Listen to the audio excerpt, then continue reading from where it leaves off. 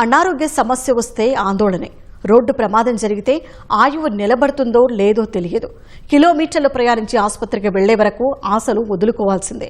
అత్యవసర సేవలందించే ప్రభుత్వ ఆసుపత్రి లేక మాచర్ల, గురజాల, వినుకొండ నియోజకవర్గ ప్రజలు పడుతున్న వేదన ఇది. ఈ దుస్థితిని మార్చి ప్రజలకు ఆరోగ్య భరోసా కల్పించేలా కూటమి ప్రభుత్వం వడివడిగా అడుగులు వేస్తోంది. పిడుగురాళ్ల వైద్య కళాశాలను ప్రారంభించి ఈ నెలలోనే సేవలు అందుబాటులోకి తెచ్చేలా రంగం సిద్ధం చేసింది. దీంతో వైద్య కష్టాలు తీరుతాయంటూ ప్రజలు కోటి ఆశలతో ఎదురుచూస్తున్నారు. పల్నాడు జిల్లాలోని 7 నియోజకవర్గాల ప్రజల వైద్య కష్టాలు తీర్చేలా పిడుగురాళ్ల సమీపంలో ప్రభుత్వ వైద్య కళాశాల బోధనాసుపత్రి నిర్మాణాన్ని 2021లో ప్రారంభించారు. కేంద్రం నిధులు మంజూరు చేసిన నాటి వైసీపీ ప్రభుత్వం నిర్మాణ పనుల్ని మధ్యలోనే వదిలేయటంతో ప్రజలకు కష్టాలు తప్పలేదు. తర్వాత అధికారంలోకి వచ్చిన కూటమి ప్రభుత్వం మెరుగైన వైద్య సేవల్ని అందుబాటులోకి తెచ్చేలా ప్రత్యేక శ్రద్ధ పెట్టింది. కామేపల్లిలో 47 ఎకరాల విస్తీర్ణంలో రూపుదిద్దుకుంటున్న వైద్య కళాశాల నిర్మాణానికి 450 కోట్లు ఖర్చవుతుంది. ఇందులో కేంద్రం 195 కోట్ల రూపాయలు మంజూరు చేయగా మిగిలిన ఖర్చును రాష్ట్ర ప్రభుత్వమే భరిస్తోంది.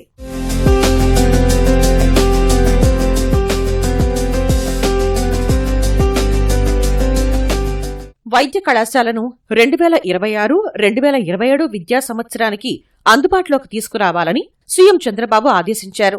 800 మందికి పైగా సిబ్బంది నియామకానికి పచ్చజెండా ఊపారు.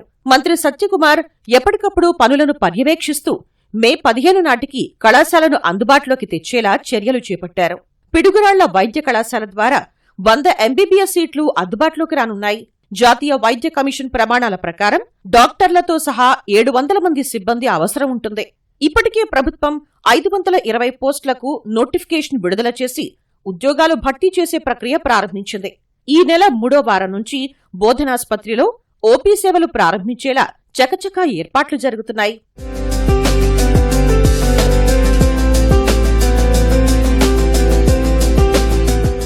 అనుకున్న సమయానికే బోధనాసుపత్రి, వైద్య కళాశాల అందుబాటులోకి తెస్తామని ప్రజాప్రతినిధులు ధీమా వ్యక్తం చేస్తున్నారు. మెడికల్ కాలేజీని ఎట్టి పరిస్థితుల్లో తొందరలో పూర్తి చేపించి రేపు రాబోయే సంవత్సరంలో మనం హాస్పిటల్ని ప్రజలకు అందుబాటులో తీసుకురావాలి. అదేవిధంగా కాలేజీని కూడా తొందరగా కంప్లీట్ చేపించి ఇక్కడి నుంచి మొదటి విడతగా 100 మంది విద్యార్థుల్ని మనం ఇక్కడి నుంచి మెడికల్ కాలేజీ ఎడ్యుకేషన్ కోసం అవన్నీ రెడీ చేసుకోవాల్సిన అవసరం ఉందని చెప్పి రాష్ట్రంలో ఏ ప్రభుత్వం మెడికల్ కాలేజీ లేని విధంగా ఈ కాలేజీ నిర్మాణం జరుగుతుందని చెప్పడం కూడా జరిగింది. మేము గోవర్ధన్ రెడ్డి గారిని అడిగేది ఏంటంటే ఎట్టి పరిస్థితుల్లో రేత్రనక పగలనక పని చేపించి మేము ఏదైతే నమ్మకం పెట్టుకున్నాం మీ మీద ఆ నమ్మకాన్ని ఎట్టి పరిస్థితుల్లో ఇబ్బంది కలగకుండా పూర్తిగా తొందరలో అందిస్తారు అని చెప్పి ఆశిస్తా ఉన్నాం. అధికారంలోకి వచ్చిన తర్వాత దాదాపు 80% పనులు పూర్తి చేశాం. మన అసెంబ్లీ సమావేశాల్లో కూడా ముఖ్యమంత్రి గారు మమ్మల్ని అందరినీ పిలిచి ఇమ్మీడియట్ గా ఈ సంవత్సరం నుంచే స్టార్ట్ చేయాలి, పనులు వేగవంతం చేయాలని కూడా చెప్పడం జరిగింది. భవిష్యత్తులో చాలా ఉపయోగం. మన పల్నాడు ప్రాంతానికి హెల్త్ పరంగా చూస్తే మనం ఎక్కడికి గుంటూరు, హైదరాబాద్ ఇతర ప్రాంతాలకు వెళ్లాల్సిన అవసరం లేదు. ఇది ఈ ప్రభుత్వానికి ఉన్న చిత్తశుద్ధి. దశాబ్దాలుగా ప్రభుత్వాసుపత్రి లేక సకాలంలో వైద్యం అందక ఎంతో ఇబ్బంది పడ్డామని పల్నాడు ప్రాంత ప్రజలు గుర్తు చేసుకుంటున్నారు. కూటమి ప్రభుత్వ చొరవతో వైద్య సేవలు అందుతాయని హర్షం వ్యక్తం చేస్తున్నారు. గతంలో ఇక్కడ హాస్పిటల్ లేక మెడికల్ ట్రీట్మెంట్ అందక ఏదైనా యాక్సిడెంట్ జరిగినా, అర్జెంట్ హార్ట్ అటాక్లు వచ్చినా, పెరాలసిస్ వచ్చినా పిడుగురాళ్ళ కానీ లేకపోతే గుంటూరు, నర్సాపేట ఇట్లా వెళ్లాల్సి వచ్చేది. మరీ ఎమర్జెన్సీ అయితే గుంటూరు వెళ్ళలోపే ప్రాణం పోయే పరిస్థితి ఉండేది.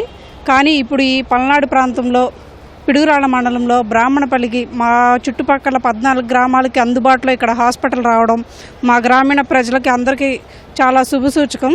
మెడికల్ కాలేజీ రావటం గురజాల నియోజకవర్గానికి మంచి వరం లాంటిది. ప్రైవేట్ ఆసుపత్రులు లక్షలు ఖర్చులు పెట్టాలి, లక్షలు పెట్టాలంటే ఎవరు చేపించుకోలేరు. మురగబెట్టుకొని డబ్బులు లేక మురగబెట్టుకొని జబ్బులు మధ్యంతరంలోనే కాలాన్ని జల్లించిపోయే వాళ్ళు చాలా మంది ఉంటారు. ఇది అయింది అంటే అందరూ చేపించుకుంటారు. ఇక్కడ ఎంత అవకాశం, ఎంత అదృష్టం జనానికి చాలా ఉపయోగపడుతుంది పల్నాడు జిల్లాకి. ఇప్పుడు మంచి రోజులు రావటం జరిగింది. ఈ పల్నాడు ప్రాంతం మొత్తం ప్రజలందరూ మెడికల్ కాలేజీకి రుణపడి ఉంటారు. అలాగనే మన కూటమి గవర్నమెంట్కి రుణపడి ఉంటారు.